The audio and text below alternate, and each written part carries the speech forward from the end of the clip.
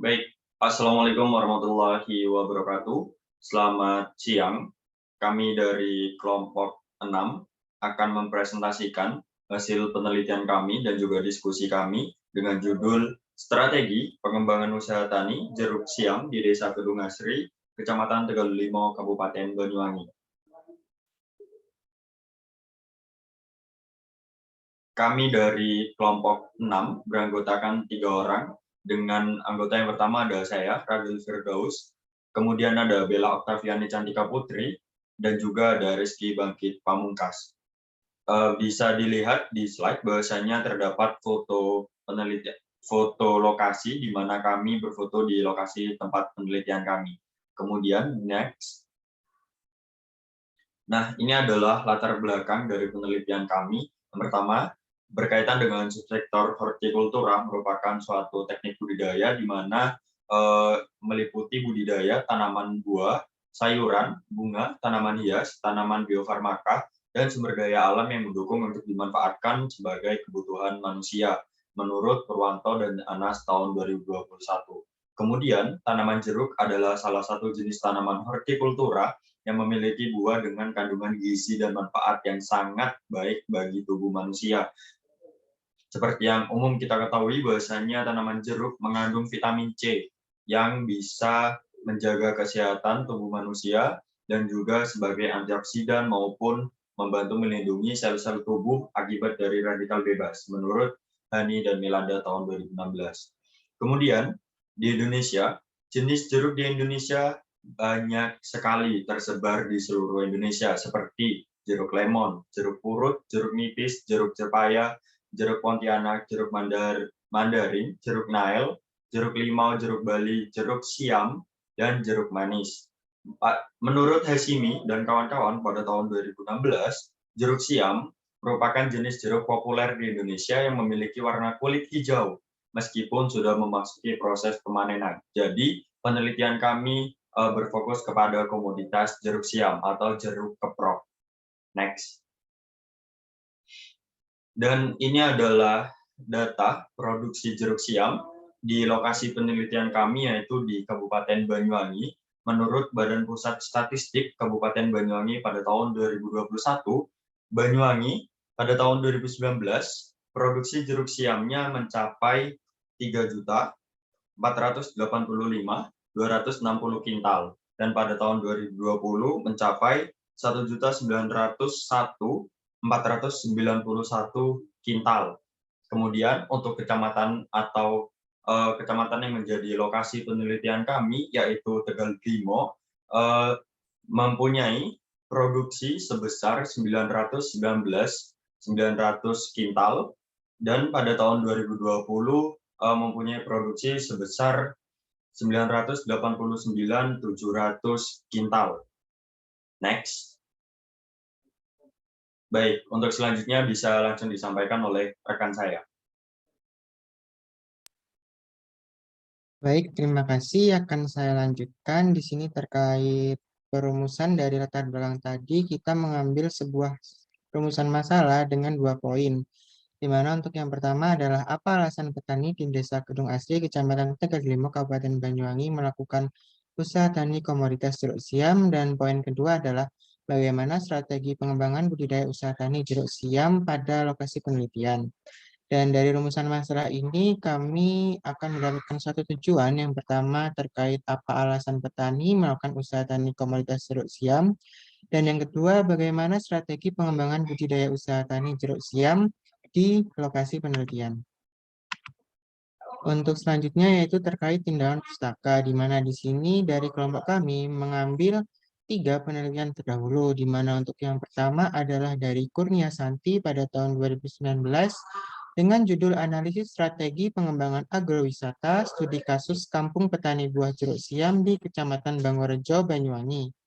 Untuk penelitian terdahulu yang kedua adalah dari Wulandari dan kawan-kawan pada tahun 2014 dengan judul Analisis Produksi dan Pendapatan serta Strategi Pengembangan Komoditas Jeruk Siam di Kecamatan Bangorejo, Kabupaten Banyuwangi. Untuk penelitian terdahulu yang ketiga adalah Ardian pada tahun 2018 dengan judul Strategi Pengembangan Usaha Tani Jeruk Siam. Dan kemudian di sini terdapat landasan teori yang menjadi sebuah landasan dari penelitian kami. Untuk yang pertama adalah teori persepsi, dan yang kedua komoditas jeruk siam, yang ketiga teori usaha tani, yang keempat teori strategi pengembangan, yang kelima analisis SWOT, dan yang terakhir adalah analisis FFA atau Force Field Analysis. Untuk yang selanjutnya yaitu terkait metode penelitian yang kami terapkan. Untuk yang pertama di sini yaitu membahas terkait jenis penelitian, di mana jenis penelitian kami ini menggunakan deskriptif kualitatif dengan pendekatan studi kasus. Dan di sini terdapat juga metode analisis SWOT dan FFA yang dijadikan sebagai suatu analisis data. Dan kemudian di sini terdapat subjek penelitian, di mana kita pertama-tama dalam pemilihan sampel kita menggunakan metode sengaja atau purposive method, dan di sini dihasilkan sampelnya itu dari petani di lokasi penelitian yang berusaha tani pada komunitas jeruk siam itu sendiri. Dan yang kedua yaitu menggunakan metode snowball sampling yang nantinya petani ini dapat dijadikan suatu acuan dalam penelitian kami. Selanjutnya yaitu teknik dan instrumen pengumpulan data, di mana di sini terdapat dua teknik dan pengumpulan data yaitu dari data primer dan juga data sekunder. Di mana untuk data primernya di sini kami menggunakan wawancara dan juga kuesioner, sedangkan data sekunder di sini kami menggunakan literatur yang terkait dengan penelitian kami. Selanjutnya yaitu terkait prosedur penelitian, di mana di sini prosedurnya diawali dari pengumpulan data, kemudian reduksi data, kemudian penyajian data, yang terakhir adalah pengambilan keputusan. Dan sudah dijelaskan pada jenis penelitian tadi bahwa teknik analisis data kami menggunakan analisis SWOT dan juga FFA. Untuk yang selanjutnya adalah terkait hasil dan pembahasan, di mana terdapat dua poin rumusan tadi, di mana ini menjawab dari rumusan masalah yang pertama, di mana alasan petani melakukan usaha tani komoditas jeruk siam pada lokasi penelitian yaitu terdiri dari faktor internal dan juga eksternal. Di mana di sini dari faktor internalnya terdiri dari budidaya yang dilakukan terbilang mudah, kemudian tidak membutuhkan banyak pekerja, di mana di sini untuk usaha tani komoditas jeruk pada lokasi penelitian terdiri dari 1 sampai 2 buruh tani, kemudian juga dapat meningkatkan perekonomian keluarga. Dan di sini juga dijelaskan bahwa budidaya ini hanya menerapkan sistem pertanian konvensional dengan penerapan jarak tanam 4 kali 3 meter persegi ataupun 4 kali 4 meter persegi yang disesuaikan dengan luas lahan yang dimiliki. Dan di sini juga dijelaskan bahwa biaya yang dikeluarkan yang meliputi pembelian benih, perawatan, dan juga upah buruh mencapai harga sebesar Rp2.112.000 yang bergantung pada luas lahannya. Dan ketika panen, harga jeruk siam tersendiri itu mencapai 12.000 per kilogramnya. Dan ketika sudah panen dalam sekali tanamnya, itu dapat mencapai pendapatan yang sebesar Rp25.344.000. Dan kemudian di sini dijelaskan juga pada faktor eksternalnya, di mana faktor eksternalnya itu terdiri dari yang pertama, pemenuhan akan kebutuhan keluarga, serta potensi komoditas jeruk siam yang menjadi salah satu alasan terbesar. Dan yang terakhir adalah faktor eksternalnya, yaitu berupa umur simpan jeruk siam yang terbilang lama, yaitu 15 hari sebelum akhirnya membusuk. Mungkin untuk next selanjutnya bisa dilanjutkan oleh rekan saya. Ya, kemudian untuk selanjutnya adalah strategi pengembangan budidaya usaha tani jeruk siam di Desa Kedung Asri, Kecamatan Tegal Delima, Kabupaten Banyuwangi. Setelah melakukan analisis SWOT, didapatkan strength atau kekuatan dari usaha tani kebun jeruk siam di Desa Kedung Sari ini diantaranya adalah kualitas jeruk siam yang berkualitas baik, kemudian sistem tanamnya yang dengan pembelian jarak tanam dan hasil produksinya yang tinggi. Untuk weakness dari usaha tani ini adalah kesulitan dalam pengairan. Untuk opportunity yang didapatkan adalah kebutuhan pasar terhadap jeruk siam itu selalu banyak, bahkan pasar tersebut itu hingga keluar pulau. Kemudian untuk threat, adanya penyakit dan peran pemerintah yang masih kurang. Berdasarkan analisis tersebut didapatkan 4 strategi, yang dimana yang pertama ada strategi kekuatan dan peluang atau strengths and opportunity, yang dimana dengan melakukan mempromosikan jeruk siam Desa Kedung Asri yang memiliki kualitas bagus dan bisa dijual ke pasar luar daerah hingga keuntungan yang didapatkan oleh pelaku usaha tani itu bisa lebih maksimal.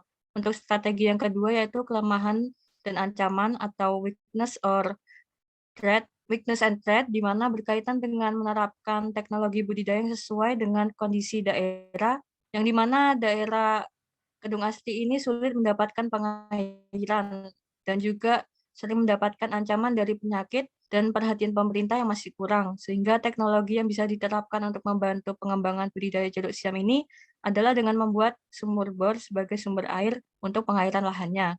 Kemudian yang ketiga ada strategi kekuatan dan ancaman atau strengths and threat, yang dimana berkaitan dengan melakukan sistem tanam berjarak agar terhindar dari penyakit dan juga dapat memanfaatkan kualitas jeruk siam yang bagus untuk bisa terus melakukan promosi sehingga pemerintah juga dapat melirik dan membantu usaha tani jeruk siam. Strategi yang terakhir ada strategi kelemahan dan peluang atau weakness and opportunity, di mana strategi yang diterapkan salah satunya yaitu petani berkoordinasi dengan HIPA. Dengan koordinasi dengan HIPA ini nantinya sistem pengairan yang ada di usaha tani jeruk siam ini bisa maksimal dan mampu untuk memenuhi permintaan pasar, baik itu pasar lokal maupun pasar di luar daerah. Next. Kemudian strategi pengembangan budidaya usaha tani jeruk siam ini juga dianalisis menggunakan analisis FFA, di mana berdasarkan hasil analisis ini didapatkan jika strategi penggunaan teknologi seperti pembuatan sumur bor maupun menerapkan pola tanam yang berjarak masih memiliki faktor pendorong yang lebih besar dibandingkan dengan faktor penghambatnya, sehingga penggunaan strategi ini dirasa tepat untuk mengembangkan usaha tani jeruk siam di Desa Kedung Asri. Next. Kesimpulan dari penelitian kami, yang pertama adalah faktor internal yang berkaitan dengan alasan mengapa petani melakukan usaha tani, yaitu mudahnya dilakukan kegiatan usaha taninya sendiri. Kemudian dalam kegiatan budidayanya tidak memerlukan waktu yang banyak dan juga dapat meningkatkan perekonomian keluarga petani. Sedangkan untuk faktor eksternal berkaitan dengan petani yang memiliki luas lahan yang memadai, pasar dari jeruk siamnya juga mudah dipasarkan secara luas, baik itu di luar Pulau Jawa maupun di dalam Pulau Jawa sendiri. Kemudian daya simpan dari jeruk siamnya sendiri yaitu lama hingga 15 hari. Dan kesimpulan yang kedua didapatkan analisis strategi menggunakan metode SWOT dan metode FFA yang menghasilkan upaya-upaya yang nanti sekiranya dapat mengatasi permasalahan yang ada. Salah satunya adalah penggunaan sumur bor. Untuk saran yang dapat diberikan kepada para petani jeruk siam, diharapkan para petani dapat menerapkan teknik budidaya dan strategi usaha tani yang sesuai sehingga dapat meningkatkan produksi, kualitas, maupun mutu dari hasil panen, serta dapat meningkatkan pendapatan mereka. Kemudian untuk para pemerintah, diharapkan pemerintah dapat memberikan bantuan lebih baik itu berupa bantuan fisik seperti pupuk, pestisida, ataupun pelatihan pada para petani jeruk siam yang ada di Desa Kedung Asri. Next. Sekian presentasi dari kelompok kami, kurang lebihnya mohon maaf. Wassalamualaikum warahmatullahi wabarakatuh.